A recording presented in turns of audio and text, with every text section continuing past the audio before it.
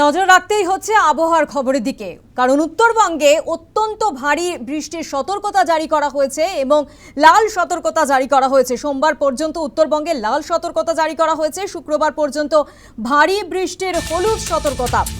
ওপরের জেলায় ভারী বৃষ্টির সতর্কতা, পার্বত্য এলাকায় ধসের পূর্বাভাস। আর এই বিষয় নিয়ে আমাদের বিস্তারিত জানাবে অনলাইনে রয়েছে প্রতিনিধি মৌমিতা মিত্র। মৌমিতা, ওয়েদারের আপডেট। দেখো, একেবারে সোমবার পর্যন্ত লাল সতর্কতা থাকছে উত্তরবঙ্গের ক্ষেত্রে। শুক্রবার পর্যন্ত ভারী বৃষ্টির হলুদ সতর্কতা থাকছে।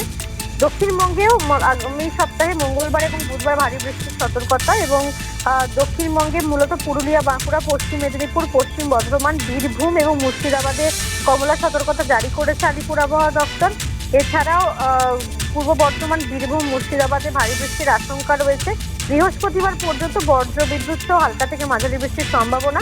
উত্তরবঙ্গের ক্ষেত্রে অতি ভারী বৃষ্টির লাল সতর্কতা থাকছে ওপরের দিকে 5 জেলায়: দার্জিলিং, জলপাইগুড়ি, কালিম্পং, আলিপুরদুয়ার এবং কোচবিহার। এছাড়াও সর্বোচ্চ 200 মিলিমিটার পর্যন্ত বৃষ্টি হতে পারে। ঝোড়ো হাওয়ার সতর্কতা থাকছে। নিচু এলাকা প্লাবিত হওয়ার আশঙ্কা।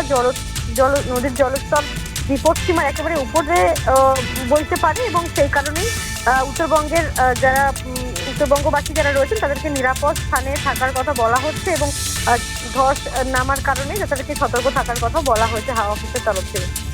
ধন্যবাদ মৌমিতা।